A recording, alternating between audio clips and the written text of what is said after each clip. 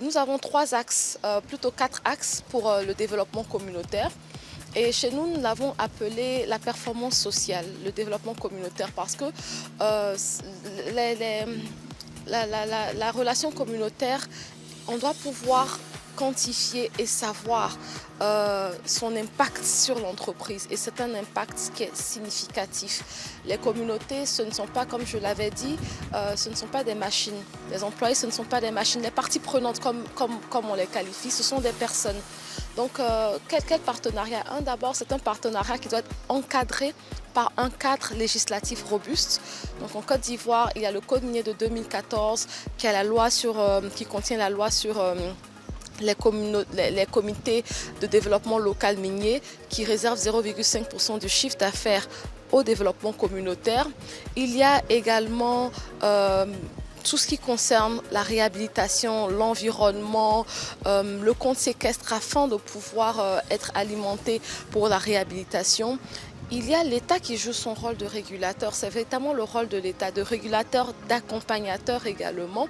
Donc les différentes branches ou agences de l'État qui sont l'ANDE, l'Agence nationale de l'environnement, le CIAPOL, le Centre anti-pollution, les directeurs régionaux des mines, nous aident véritablement dans nos activités, nous encadrent, nous régulent, surveillent nos activités et font des audits.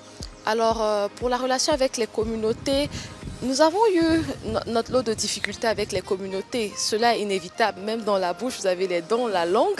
Il peut y avoir des chocs. Mais il faut avoir une bonne hygiène dentaire, par exemple. Il faut aller chez le dentiste. C'est la même chose avec les relations communautaires. Donc nous avons innové en 2012 avec un plan de développement local. Nous avons dit, nous sommes une entreprise minière, notre expertise première n'est pas le développement communautaire, nous sommes des casseurs de cailloux comme nous le disons. Et nous avons fait appel au PNUD afin de pouvoir élaborer ou mettre en place une démarche participative et constructive et inclusive avec les communautés. Donc de là est sorti le premier plan de développement local de notre compagnie pour les mines de Bonikro et Iré. Et à travers ce plan, les communautés elles-mêmes ont exprimé leurs besoins en termes d'infrastructures, de santé, d'eau, d'éducation, d'activités génératrices de revenus. Et à la suite de cela, pendant 3 ans, donc de 2012 à 2015, ce plan a permis de sortir les infrastructures clés de base pour la zone où nous opérons, donc à Iré, donc les hôpitaux, les écoles, les forages pour renforcer la disponibilité de l'eau potable, des appuis en fait. C'était environ 2 milliards. À la suite de cela, l'État a mis en place le code minier et dans lequel vous avez les comités sur le développement local minier qui structurent avec 0,5% du chiffre d'affaires. Donc le cadre juridique est important. On le sait tous, les ressources minières sont abondantes au niveau de la région ouest africaine. Tous les pays ont pratiquement des ressources minières qui ont des sous-sols riches. Et donc dans cette dynamique-là, l'exploitation ne profite pas à toutes les communautés dans lesquelles les mines sont implantées. Et donc, nonobstant les efforts des entreprises minières, des exploitants et autres, il y a beaucoup d'efforts à faire dans ce contexte-là. Et donc, c'est pour ça que nous avons analysé ensemble les signes qui peuvent déclencher des conflits, notamment la question de la cohabitation ou de la superposition des titres miniers qui, dans certains États, n'existent pas, ou même ces questions-là sont mal agencées. La question aujourd'hui de la répartition des revenus issus du secteur extractif, déjà entre l'État et les populations, les communautés, et aussi entre l'État même et l'État central, le pouvoir central et les collectivités territoriales.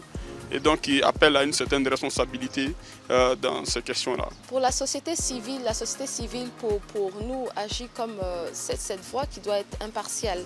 Donc on a parlé de formation pour la société civile, que ce soit la presse, les ONG, des visites de terrain pour connaître l'activité minière. Donc je suis du secteur industriel. Nous avons également parlé des défis de l'orpaillage. Pour le volet environnement et moyens de subsistance, voyez-vous, tout ce qui est activité minière, il y a concurrence entre activité minière et activité agricole. Du coup, la question de la disponibilité des terres cultivables qui appelle aussi à une réflexion pour éviter les questions d'insécurité alimentaire. Et donc, il est question aujourd'hui de travailler ensemble avec les différents acteurs de la société civile, avec la communauté, pour construire des plans de réinstallation qui tiennent compte des réalités des populations pour ne pas les priver des moyens de subsistance. Parce que quand on donne l'argent aux communautés qu'on a délocalisées ou qu'on a réinstallées et qu'on n'a pas mis en place des plans de moyens de restauration des moyens de subsistance, voyez-vous, au bout de 2 ans, cet argent finit et les populations retournent dans une précarité sans précédent.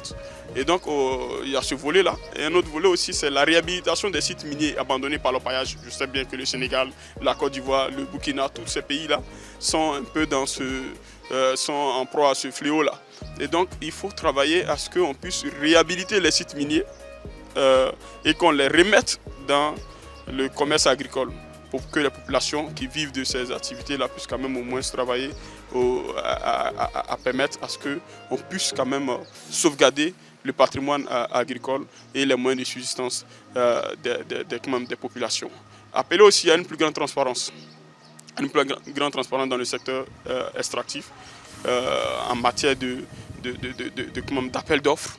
Il faut former aussi les communautés minières. C'est-à-dire que les communautés qui sont où les mines se développent, à pouvoir aussi être des forces de proposition pour capter une bonne part du marché des mines.